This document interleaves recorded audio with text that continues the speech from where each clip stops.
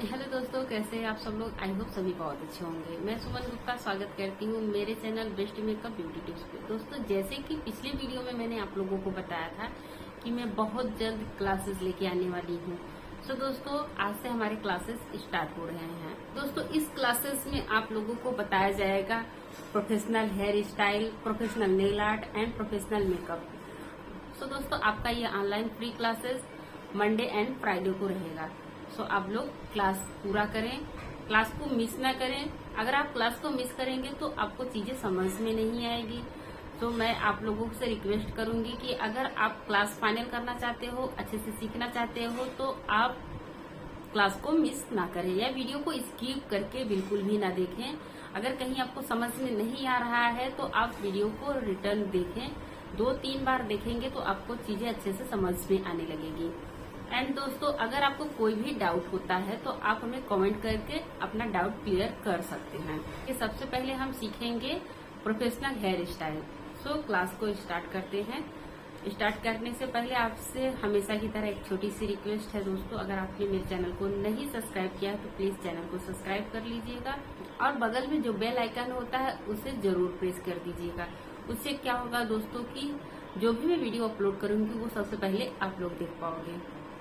आगे बढ़ने से पहले दोस्तों, मैं आप लोगों के साथ एक छोटी सी स्टोरी शेयर करना चाहती हूँ जिससे आप लोग मोटिवेट होंगे और भी ज्यादा इंटरेस्टेड होंगे क्लास करने के लिए।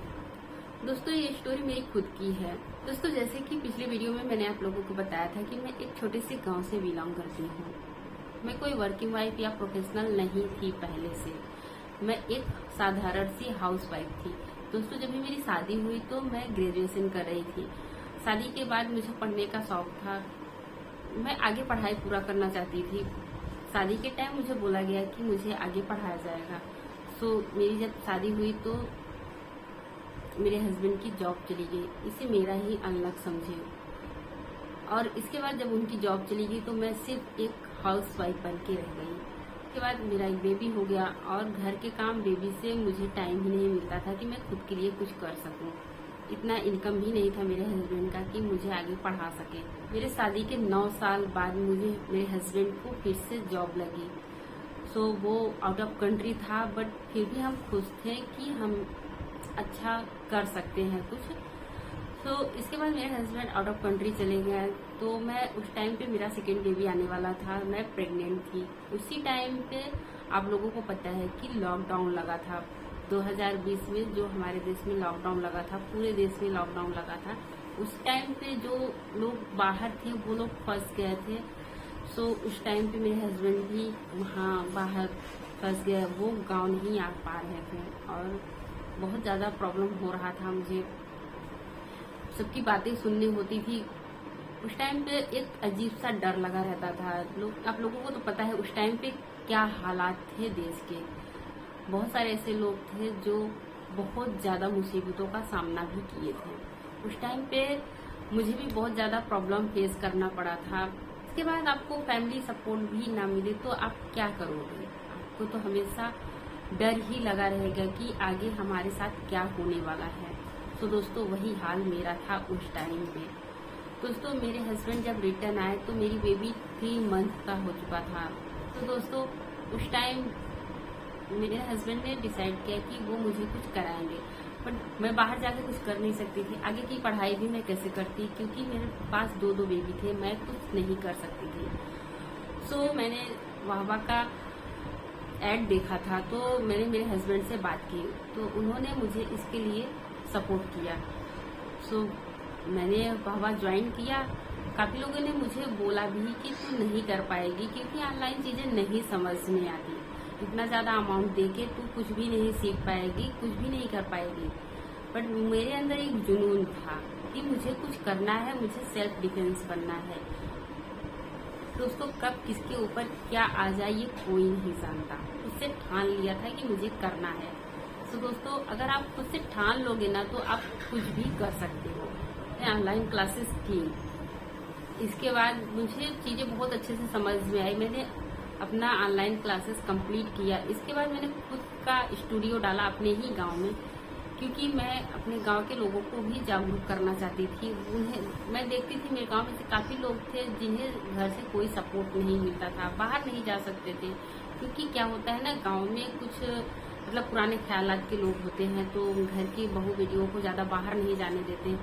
सो इस वजह से मैंने गाँव में ही क्लासेस स्टार्ट किए। स्टूडेंट आते भी हैं, बट काफ़ी लोग ऐसे हैं जो इतना ज़्यादा अमाउंट नहीं दे पाएंगे और उन्हें प्रॉब्लम होती है, घर से सपोर्ट नहीं मिल पा रहा है। तो मैं आप लोगों को कहना चाहूँगी कि मेरे टाइम पे मेरे पास कोई नहीं था, बट मेरे हस्बैंड ने मुझे सपोर्ट किया और आप लोगों के साथ मैं हूँ। मैं आप लोगों को अच्छे से सिखाऊंगी, इसीलिए मैंने ये फ्री ऑनलाइन क्लासेस लाई। दोस्तों, ये फ्री ऑनलाइन क्लासेस सिर्फ आप लोगों के लिए है ताकि आप लोग अच्छे से सीख पाएँ, घर बैठे आप लोग कुछ कर पाएँ, अपना खुद का बिजनेस शुरू कर पाए। दोस्तों, अगर आप लोग चाहते हैं कि आप कुछ करो तो आप लोग ये क्लासेस पूरा करो और इसके बाद आप खुद को देखोगे कि आप में कितना बदलाव आया है और आप खुद इतना ज़्यादा कॉन्फिडेंस हो जाएंगे कि आप अपना खुद का बिजनेस शुरू कर पाएंगे। दोस्तों, अभी हम क्लास स्टार्ट करते हैं और मैंने बताया कि आज से हम हेयर स्टाइल क्लासेस स्टार्ट करने वाले हैं। तो आज हमारा डे फर्स्ट है और डे फर्स्ट काफ़ी ज़्यादा इंटरेस्टिंग होने वाला है। दोस्तों, आज के क्लास में हम सीखेंगे टूल्स क्या होते हैं, कौन कौन से मशीन यूज़ करने होते हैं हमें हेयर स्टाइल के लिए और कौन कौन से टूल्स यूज़ करने होते हैं, उनके नाम क्या होते हैं, हेयर प्रेप क्या होता है, क्रम्पिंग क्या होता है, स्ट्रेटनिंग क्या होता है, ब्लो ड्रायर क्या होता है एंड उसके पीछे का रीजन क्या होता है। ये सारी जानकारी आज के वीडियो में आपको दी जाएगी। आगे बढ़ने से पहले आपसे रिक्वेस्ट करूंगी कि अगर आप ये वीडियो देख रहे हो तो प्लीज अपने फ्रेंड या अपने चाहने वालों को या फिर आपका कोई रिलेटिव है जो इस तरह से परेशान है, उसे फैमिली सपोर्ट नहीं मिल पा रही या फिर घर का हालात नहीं ठीक है, तो आप उन्हें ये वीडियो जरूर शेयर करें। इससे क्या होगा कि वो भी कुछ सीख पाएंगे और अगर आपकी वजह से कोई कुछ सीख पा रहा है तो ये बहुत अच्छी बात है। बात करते हैं हम टूल्स की, तो आते हैं हमारे दो मशीन इस तरीके के।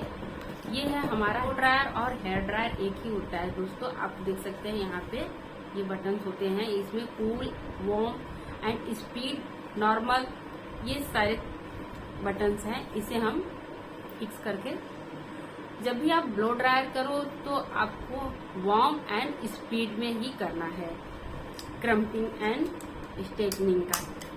इसमें हमें दोनों क्लिप मिलते हैं, ये है हमारा क्रम्पिंग का एंड ये है हमारा स्ट्रेटनिंग का। इसे हम क्रम्पिंग एंड स्ट्रेटनिंग हमेशा इसी से करते हैं, इससे हम क्रम्पिंग एंड स्ट्रेटनिंग करेंगे। दोस्तों, इसमें टेम्परेचर नंबर भी रहता है, तो आप जब भी किसी के ऊपर स्ट्रेटनिंग कर रहे हैं या क्रम्पिंग कर रहे हैं तो दोस्तों एक बात का हमेशा ध्यान रखें, जिसके बाल बहुत कम होते हैं, बहुत ज़्यादा स्केल्स भी बहुत ज़्यादा कम रहते हैं, बहुत पतले होते हैं, 180 से ज़्यादा डिग्री पे ना रखें। 180 से ज़्यादा डिग्री पे रहेगा तो बाल जल जाएंगे। सो आप 180 पर ही उनका स्ट्रेटनिंग या क्रम्पिंग आपको करना है, चाहे जो भी हो जाए, आपको 180 से ज़्यादा नहीं रखना है। इसके बाद दोस्तों, अगर हम बात करें, जैसे कि बहुत लोगों को काफ़ी ज़्यादा बाल होता है, अगर हम देख ले तो साउथ इंडियन या पंजाबियों को देख ले तो उनके बहुत ज़्यादा बाल होते हैं, बहुत मोटे होते हैं, तो इसका टेम्परेचर 215 तक रखना है। एंड दोस्तों, अगर पतले बाल हैं तो आपको 180 से ज़्यादा नहीं जाना है। फॉर्म की बात करते हैं दोस्तों, तो ये 3 तरीके का फॉर्म आपको लेने होंगे। फर्स्ट है ये हमारा टेल कॉम, जिससे हम सेक्शन अलग करते हैं, हेयर को क्लीन भी करते हैं। तो ये इसमें टेल होता है तो इसीलिए इसको हम टेल कॉम बोलते हैं। एंड ये है हमारा बैक कॉमिंग ब्रश, इससे हम बैक कॉमिंग करते हैं हेयर में वॉल्यूम लाने के लिए। एंड ये तीसरा है हमारा पैडल ब्रश। पैडल ब्रश से हम क्या करते हैं, जो भी हम बैक कॉमिंग कह रहे हैं उसे सुलझाने के लिए हम ये पैडल ब्रश यूज करते हैं। किसी और कॉम से बैक कॉमिंग सुलझाएंगे तो वो और ज्यादा उलझ जाएगा और बाल पेन भी करेंगे और टूट भी जाएंगे। सो आप इस बात का हमेशा ध्यान रखें। एंड आपको इस तरीके का एक लेना होगा हेयर पैड एंड इस डोनट बन, इस तरीके का आपको लेना है। एंड दोस्तों, आपको लेने हैं रबड़ बैंड, इस तरीके का रबड़ बैंड आपको चाहिए होगा हेयर स्टाइल के लिए। एंड ये है हमारा यूपिन और इस तरीके का जिग जैग पिन भी आपको लेने होंगे।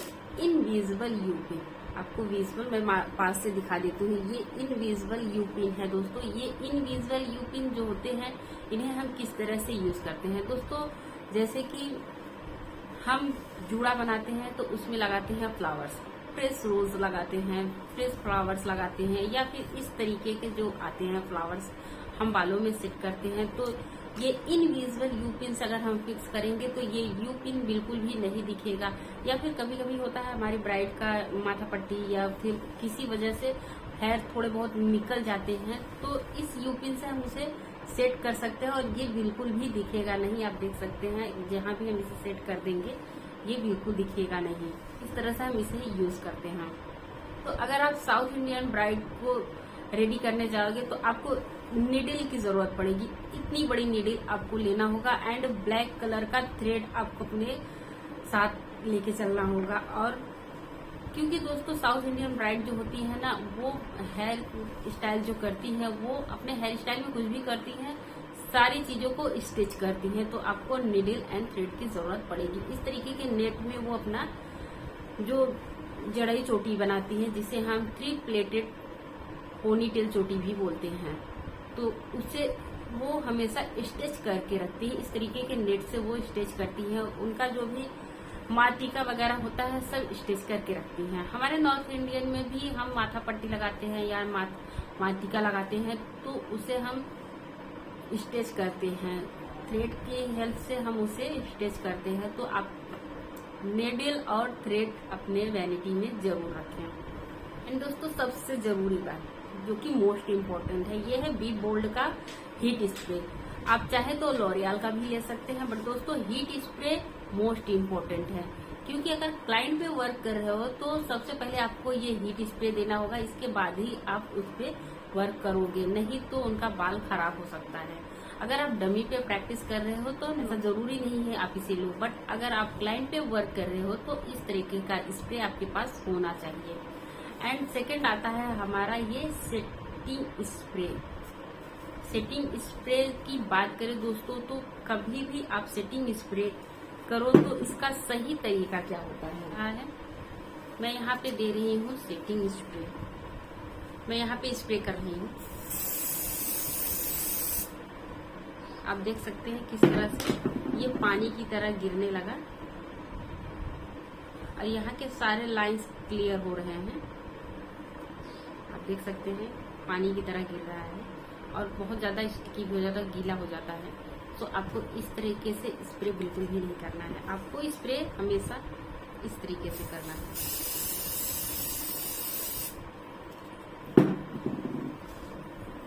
स्प्रे यहाँ पे भी है लेकिन ये पानी की तरह नहीं गिर रहा है। आप देख सकते हैं यहाँ किस तरीके से ये पानी की तरह गिर रहा है और ये अभी तक गीला है बट ये ड्राई होने लगा। सो दोस्तों मैं आप लोगों को सजेस्ट करूंगी कि कभी भी आप स्प्रे कर रहे हो हेयर स्प्रे, जब भी आप सेटिंग स्प्रे दे रहे हो तो आपको एक ही जगह स्प्रे नहीं करना है। अगर आप एक ही जगह स्प्रे करोगे तो आपके हाथ भी स्टिकी हो जाएंगे और क्लाइंट के बाल आपके हाथों में आ जाएगा। सो इससे क्या होगा, क्लाइंट को प्रॉब्लम होगी और वो रिटर्न आपके पास नहीं आएगा। सो ऐसा आपको नहीं करना है। आप देख सकते हैं ये अभी तक ड्राई नहीं हुआ बट ये ड्राई हो गया। सो आपको इस तरीके का स्प्रे देना होगा। ओके, सो दोस्तों अभी हम बात कर लेते हैं हाइजीनिंग की। हाइजीनिंग की बात करें दोस्तों तो जो भी हमारे टूल्स होते हैं, जो भी हमारी मशीन्स हैं, उन्हें हम हमेशा ड्राई कॉटन से या टिश्यू पेपर से ही साफ करेंगे। हम गीले कपड़े से उसे नहीं साफ करेंगे, नहीं तो हमारा मशीन खराब हो जाएगा। जब भी अगर आपको लगता है कि स्प्रे का कहीं छींटा है तो आप मशीन को ठंडा होने दीजिए। इसके बाद आप गीले कपड़े से, बहुत ज्यादा गीला ना हो, हल्का गीला हो, इसके बाद उससे आप उसे अच्छे से हल्के हाथों से साफ करें। उसमें थोड़े बहुत गंदगी आ गई है, जैसे कि क्लाइंट के हेयर में जो होते हैं छोटे छोटे टॉक्सिन्स वगैरह होते हैं, तो वो हमारे मशीन पे लग जाते हैं। तो उसे निकालने के लिए हम ड्राई कॉटन यूज करेंगे या फिर टिश्यू यूज करेंगे। कॉम्ब की बात करें तो अगर आपके पास लगातार क्लाइंट आ रहे हैं तो आपको 3 से 4 कॉम रखने हैं, क्योंकि आप एक कॉम अगर किसी क्लाइंट पे यूज किए हैं तो वो रिटर्न आप उसी क्लाइंट दूसरे क्लाइंट पे आप नहीं यूज करेंगे उस कॉम को। सो अगर आपके पास ज्यादा क्लाइंट नहीं है तो आप उसे घर पे लाके शैम्पू में क्लीन करके फिर रिटर्न आप उसे यूज करें। बट अगर आपके पास लगातार क्लाइंट आ रहे हैं तो आपको 3 से 4 कॉम अपने पास रखने होंगे। अगर आप क्लाइंट पे वर्क किए हो तो ऐसा नहीं है कि आप क्लाइंट का फंक्शन हो जाए तब तक आप वेट करते रहो। आपको वेट नहीं करना है। आपको सारे जो भी आप प्रोडक्ट यूज किए हो उनके हेयर में, जो भी चीजें आप लगाए हैं उससे आप अपने अमाउंट में ऐड करेंगे। सारी चीजें ऐड करेंगे। अगर आपने यू पिन्स लगाए हैं आपके अमाउंट में ऐड दैट, आपने डोनट बन लगाया है आपके अमाउंट में ऐड दैट, आपने फ्लावर्स लगाए हैं, नट्स लगाए हैं, आप सारी चीजें अपने अमाउंट में ऐड करेंगे। अमाउंट में ऐड करके आपको क्लाइंट को बताना है। ये नहीं कि आप क्लाइंट से बोलोगे कि आपका फंक्शन हो गया अभी आप मेरा बन निकालो, मेरा यूपिन्स निकालो, ऐसा बिल्कुल नहीं करना है आपको। जो भी चीजें आप इस तरीके से यूज कर रहे हो तो वो आपको अमाउंट में ऐड करके अपने क्लाइंट को बताना है। ओके, कर लेते हैं हेयर प्रेप की। हेयर प्रेप दोस्तों क्या होता है, जैसे हम स्किन प्रेप करते हैं उसी तरीके से हमें हेयर प्रेप भी करना पड़ता है जब हम हेयर स्टाइल करते हैं। दोस्तों हेयर प्रेप की बात करें, अगर हम नॉर्थ इंडियन ब्राइड पे वर्क कर रहे हैं तो हमें सबसे पहले उनके बालों में ब्लो ड्रायर करना होगा। ब्लो ड्रायर के बाद हमें क्रैम्पिंग करनी होगी।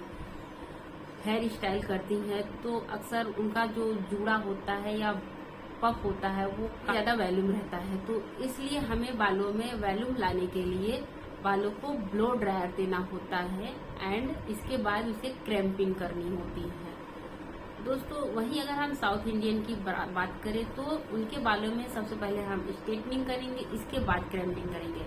अभी आप सोच रहे होंगे कि हम वहाँ पे ब्लो ड्रायर क्यों नहीं दे रहे हैं। वहाँ पे हम क्रैम्पिंग दोस्तों ब्लो ड्रायर हम वहाँ पे इसलिए नहीं दे रहे हैं क्योंकि जो हमारी साउथ इंडियन ब्राइड होती हैं उन्हें ज्यादा वॉल्यूम नहीं चाहिए होता है। वो जड़ई चोटी बनाती है जिसे हम 3 प्लेटेड पोनी टेल चोटी बोलते हैं।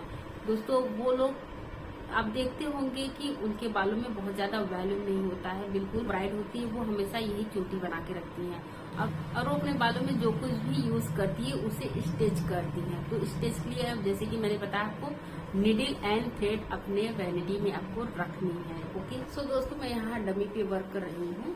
अभी मैं आप लोगों को सेक्शन निकालना बताऊंगी। तो सेक्शन निकालने के लिए सबसे पहले आपको लेना होगा इस तरीके का टेल कोन। इसके बाद आप लेंगे सेंटर पार्टीशन। सेंटर पार्टीशन लेने के बाद आपको एक गाइडलाइन लेनी है। हेड के टॉप से आपको गाइडलाइन लेनी है एंड जो हमारे ईयर्स के टॉप होते हैं इसके टॉप तक आपको ये लाइन क्रिएट करनी है। सो इस तरीके से आपको, ये हमारा फर्स्ट सेक्शन हो गया। निकालने के बाद दोस्तों आप लेंगे डक क्लिप इस तरीके से और डक क्लिप में इसे एडजस्ट कर देंगे। सेकेंड दोस्तों इसी तरीके से हम, अभी हमारा गाइडलाइन बन चुका है तो हम इसी गाइडलाइन के साथ लेके आएंगे हमारे ईयर के टॉप तक। ये लाइन तो मेरा सेकेंड सेक्शन भी निकल गया। सो दोस्तों अभी हम निकालेंगे थर्ड सेक्शन। थर्ड सेक्शन के लिए हम क्या करेंगे दोस्तों, अच्छे से कॉम्ब कर लेंगे एंड हम ये कॉर्नर जो है यहाँ से हम 3 फिंगर हेयर को छोड़ के 3 फिंगर छोड़ के यहाँ से हम इस तरह राउंड में लाइन क्रिएट करेंगे। आपको राउंड में लेके जाना है। इसके बाद सेम इस साइड भी आपको 3 फिंगर, ईयर से 3 फिंगर्स आपको बाल छोड़ने हैं। इसके बाद आप बिल्कुल राउंड में आपको लेके जाना है सेक्शन। इस तरीके से आपको राउंड में निकालना है। इसके बाद ये हमारा थर्ड सेक्शन हो गया। इसे हम इस तरीके से होल्ड करके और डक क्लिप से होल्ड कर देंगे इस तरीके से। तो ये हमारा थर्ड सेक्शन निकल आया, आप देख सकते हैं। इसके बाद दोस्तों अभी हमारा पीछे का बाल बचा हुआ है। सो अभी हम इसमें निकालेंगे 2 सेक्शन और। तो उसके लिए हम क्या करेंगे, यहाँ बीच से हम एक पार्टीशन निकालेंगे आधे बाल को हम उस साइड करेंगे और आधे इस साइड में। सो दोस्तों इस तरीके से आपका 4th एंड 5 सेक्शन हो गया। तो अगर आप सेक्शन इस तरीके से निकाल के रखोगे तो आपको कोई भी हेयर स्टाइल बनाने में प्रॉब्लम नहीं होगी। नहीं तो पता चला कि अगर आप इस तरीके से क्लिप नहीं लगाए हो और आप सेक्शन निकाल रहे हो तो आपका फर्स्ट सेक्शन आ गया 4th में और 3 वाला आ गया आपका 5 में। तो इससे क्या होगा कि आपका हेयर स्टाइल खराब हो जाएगा। आप बना कुछ और रहे हो और बनने कुछ और लगेगा। सो आपको ऐसा नहीं करना है। सो आप देख सकते हैं यहाँ पे 5 सेक्शन हमारे। आप हमेशा याद रखें कि आप 5 सेक्शन निकालने हैं। ब्लो ड्रायर कैसे करना है।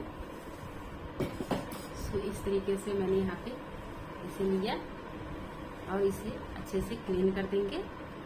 एंड दोस्तों ये जो हमारा पैडल ब्रश होता है इसे हम इस तरीके से यहाँ पे फंसाएंगे। आपको इस तरीके से इसे फंसाना है।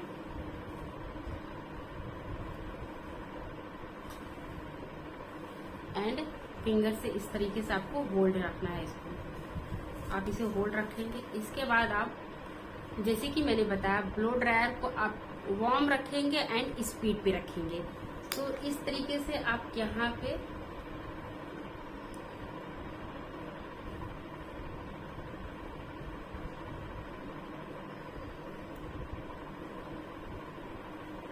ब्लो ड्रायर दूंगी और मैं अभी नीचे से कॉम को यहाँ पे रखूंगी। इस तरीके से आपको कॉम रखना है। इसके बाद फिर से आपको ब्लो ड्रायर देना होगा।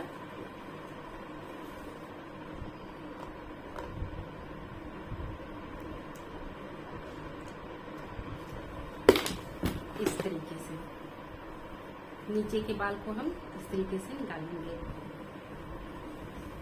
सो आप देख सकते हैं यहाँ पे बाल बिल्कुल अलग अलग हो गए हैं और बाल में बहुत ज्यादा वॉल्यूम भी आ गया है। सो ना है क्रैम्पिंग। दोस्तों मशीन हीट होने में 1 मिनट लगते हैं। तो जब तक मशीन ना हीट हो तब तक आप इसे यूज ना करें। मशीन को ऑन करके रख दे। इसके बाद 1 मिनट के बाद जब ये हीट हो जाए तो आप इसे यूज करें। मैं अभी डमी पे वर्क कर रही हूँ तो मैं यहाँ पे 250 ही रखूंगी। अगर डमी पे प्रैक्टिस कर रहे हो तो आप 250 पे ही रखो। और दोस्तों कुछ लोगों के मशीन होते हैं जिसमें सिर्फ ऑन ऑफ का होता है। तो मैं आप लोगों को सजेस्ट करूंगी कि अगर आपने अभी तक नहीं लिया है तो सिर्फ ऑन ऑफ वाला ना ले। और अगर आपने ले लिया है तो कोई बात नहीं। इन फ्यूचर अगर आपको कभी लेना है तो ऑन ऑफ वाला ना ले बल्कि टेम्परेचर वाला आप ले। वो ज्यादा बेटर रहता है। ओके हीट हो चुका है। सो मैं अभी करूंगी क्रैम्पिंग। सो इस तरीके से हम मशीन को पकड़ेंगे और यहाँ हेयर में लगाएंगे।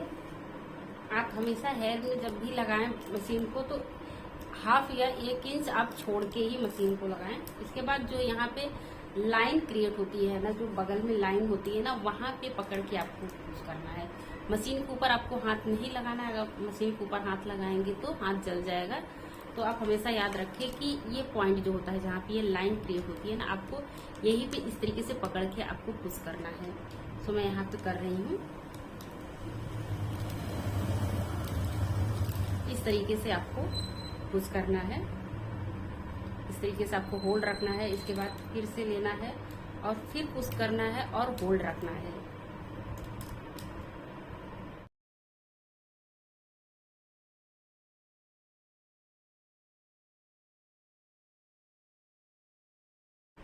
सो दोस्तों मैंने यहाँ पे क्रम्पिंग कर दिया। आप देख सकते हैं बाल यहाँ पे बहुत ज्यादा बाउंसी दिखने लगे हैं और वॉल्यूम भी आ गया है बाल में। तो आप जब भी नॉर्थ इंडियन ब्राइड पे वर्क करें तो सबसे पहले आपको इस तरीके से हेयर प्रेप करना है। इसके बाद आप हेयर स्टाइल करोगे। अगर वही बात करें हम साउथ इंडियन ब्राइड की तो सबसे पहले मैंने क्या बताया आप लोगों को, आप सबसे पहले बालों में स्ट्रेटनिंग करेंगे क्योंकि उन्हें बहुत ज्यादा वॉल्यूम नहीं चाहिए होता है। तो आप हेयर को स्ट्रेटनिंग करेंगे।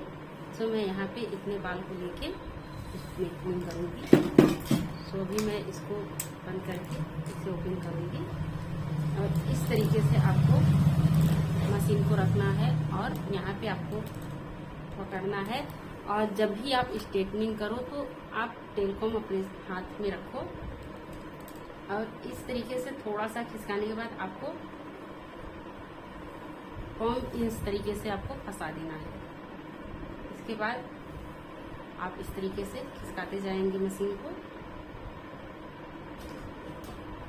आप देख सकते हैं ये हो गया हमारा स्टेपलिंग। इसके बाद हम इस पे करेंगे क्रैम्पिंग।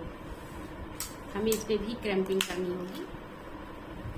होल्ड करूंगी, उसके बाद थोड़ा सा खिसकाऊंगी, उसके बाद फिर मैं होल्ड रखूंगी। आपको इसी तरीके से क्रैम्पिंग करनी है। क्रैम्पिंग हुए हैं बट ये एकदम से स्ट्रेट हैं और इसमें कोई भी बाउंस नहीं है, एकदम चिपके हुए हैं बाल। और यहाँ पे बाल अलग अलग हो गए हैं, कितने बाउंसी दिख रहे हैं। तो दोनों में यही फर्क होता है दोस्तों। सो आपको फर्क तो समझ में आ गया होगा कि साउथ इंडियन ब्राइड पे हमें किस तरीके से वर्क करना है और नॉर्थ इंडियन ब्राइड पे हमें किस तरीके से वर्क करना है। सो दोस्तों आज की वीडियो में यहीं तक। नेक्स्ट वीडियो में हम जानेंगे करली क्या होते हैं, करली कितने टाइप्स के होते हैं, उन्हें कैसे बनाया जाता है। आप वीडियो को पूरा देखें और घर पे प्रैक्टिस करें। अगर आपके पास डमी नहीं है तो आप किसी मॉडल पे करें। घर में कोई भी है आप उनके ऊपर करें। और जहाँ कहीं भी आपको कोई प्रॉब्लम हो तो आप हमें कमेंट करके अपना डाउट क्लियर कर सकते हैं। सो दोस्तों मिलते हैं नेक्स्ट वीडियो में, तब तक के लिए बाय बाय।